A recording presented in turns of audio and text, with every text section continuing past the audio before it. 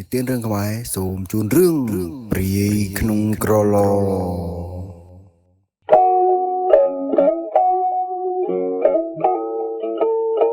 បន្លឺសំឡេងផ្គរលាន់ក្រឹមក្រហឹមផ្ទៃមេឃអ៊ូអាប់លាយឡំទៅដោយដុំពពកខ្មៅមូមីខ្មួខ្មាញ់នាំមកជាមួយខ្យល់ត្រជាក់បក់បោកមកជាខ្លាំងបានបន្ទោទឹកភ្លៀងឲ្យធ្លាក់មកពីលើមេឃបន្ទោទឹកភ្លៀងនិងផ្គររន្ទះក៏បានគ្របដណ្ដប់ពាសពេញផ្ទៃមេឃចំនួនទឹកភ្លៀងដែលបានធ្លាក់មកពីលើអាកាសចាដ៏ធំវាបានជន់លិចអស់ភ្លឺស្រែអ្នកភូមិ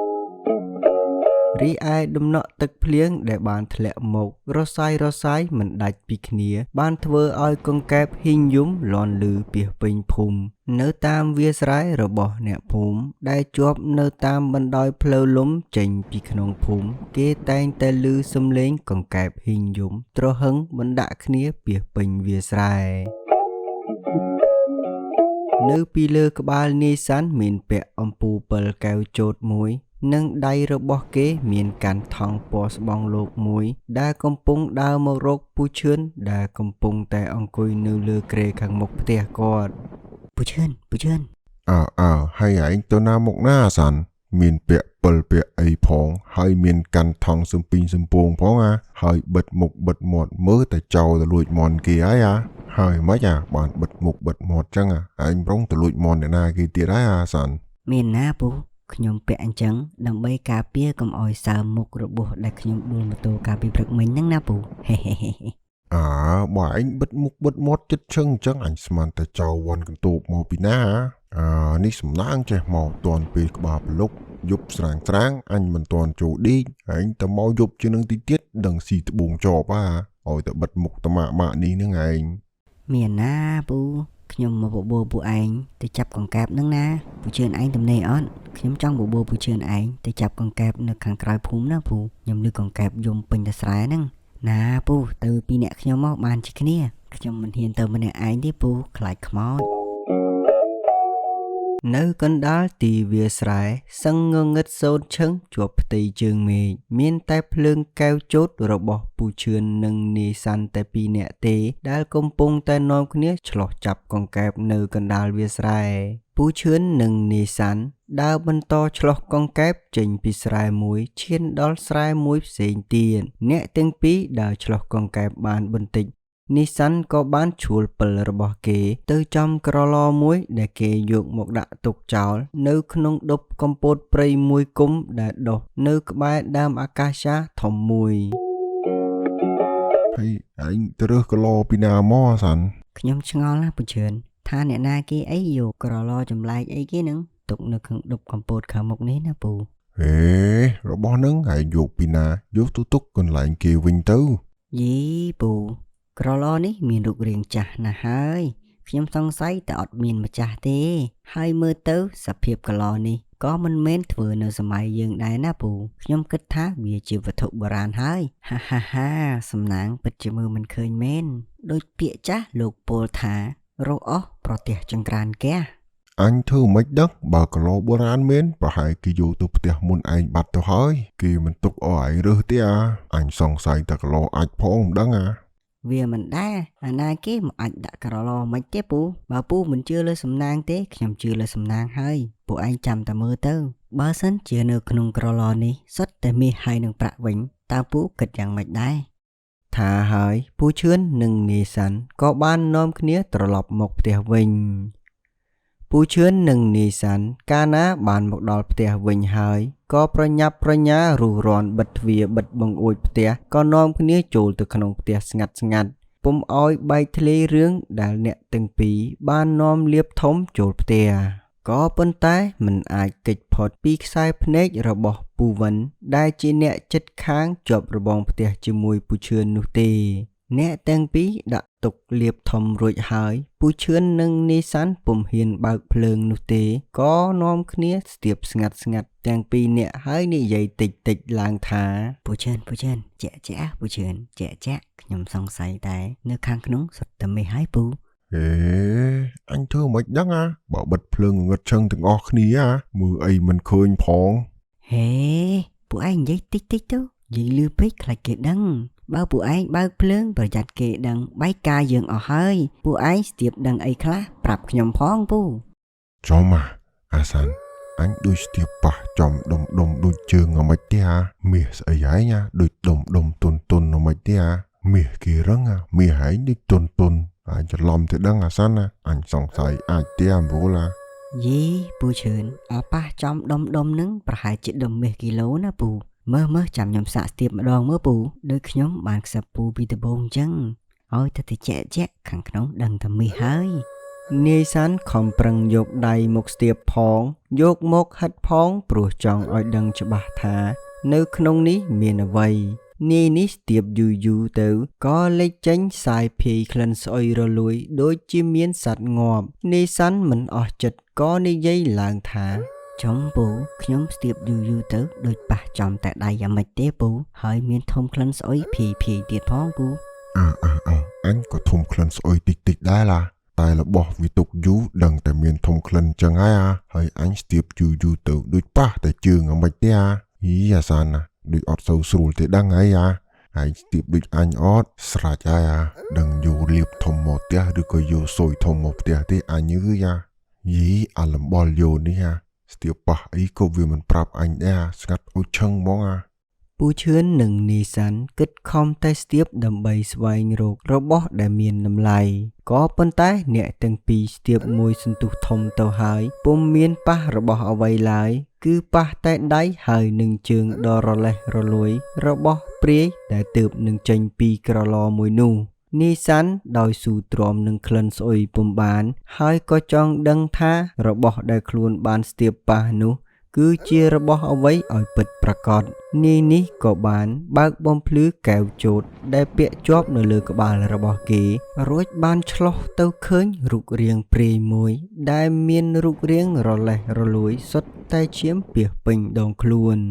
និងមានធំក្លិនស្អុយអាសោចរលួយដូចជាសត្វងាប់ការនេះធ្វើឲ្យពូឈឿននិងនេសាន់ឃើញជាក់ផ្ទាល់នឹងភ្នែកហើយនេសាន់ក៏ដួលសន្លប់ដាច់ផ្ងាចំណែកឯពូឈឿនឯណោះវិញ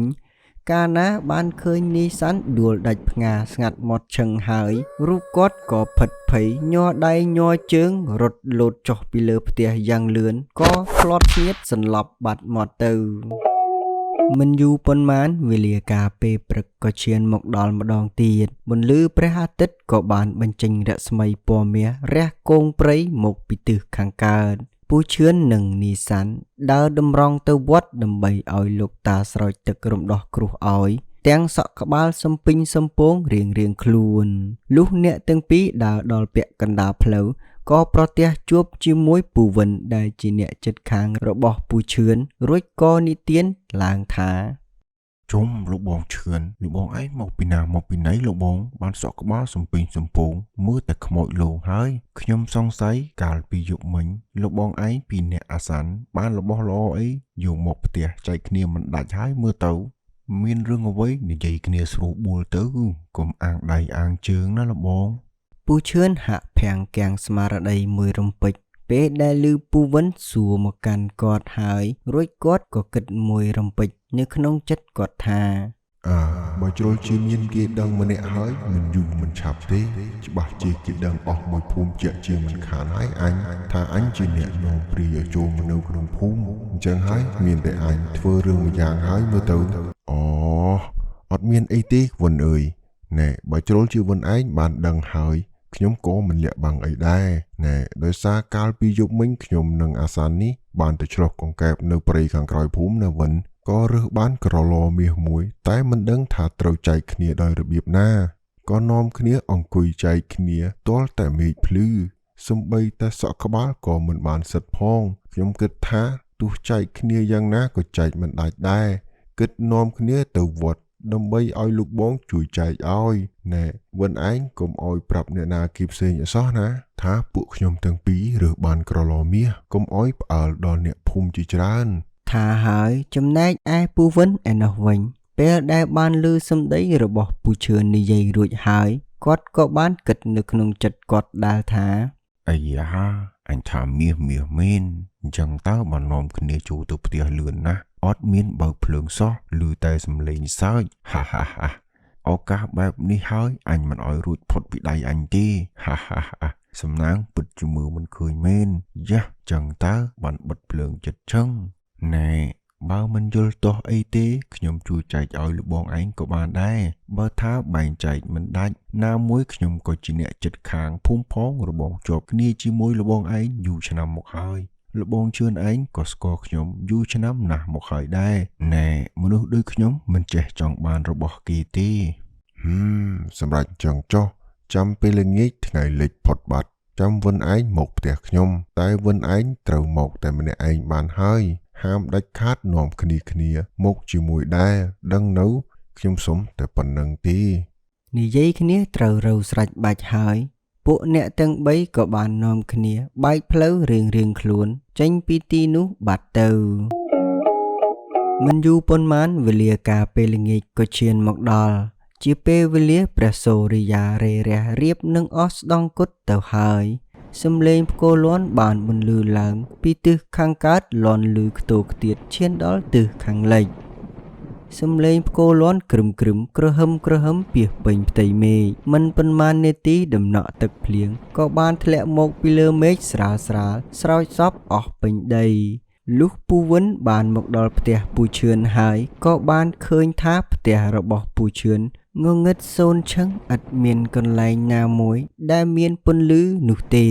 ដោយសេចក្តីលោភលន់នៅបាំងមុខហើយចង់បានមាសប្រាក់របស់គេផងគាត់ពុំបានគិតវែងឆ្ងាយនោះទេ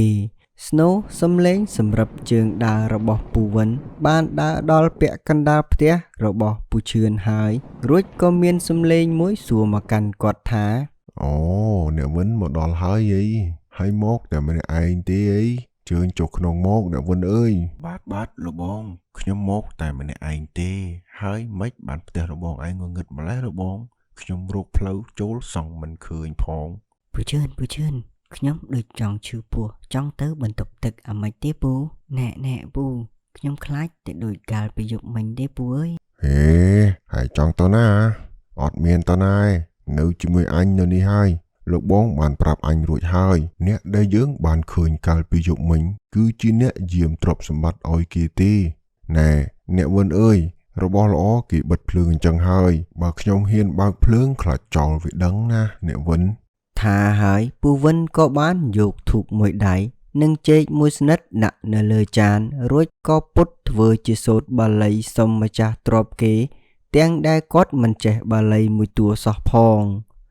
ចំណែកឯពូឈឿននិងនេសាន់ក៏បានឈរនៅសងខាងនៃក្រឡនោះទុកឲ្យពូវិនដែលជាអ្នកបែងចែកទ្រព្យសម្បត្តិនៅកណ្ដាលជាមួយនឹងក្រឡនោះគ្រានោះបន្លឺឆ្កែលូត្រហឹងអើងកងពាសពេញតែក្រោមផ្ទះរបស់ពូឈឿនសំលេងខ្លែងស្រាក់និងលលោកខ្មោចយំញ៉ាវពាសពេញទៅលើដំបូលផ្ទះគាត់នេសាន់និងពូឈឿនកាលណាបានឮសំលេងឆ្កែលូនិងលលោកខ្មោចយំជាមួយនឹងខ្លែងស្រាក់ពាសពេញទៅលើដំបូលផ្ទះគាត់ហើយធ្វើឲ្យអ្នកទាំងពីរផិតភ័យញ័រដៃញ័រជើងសពអស់ឆ្អឹងខ្នង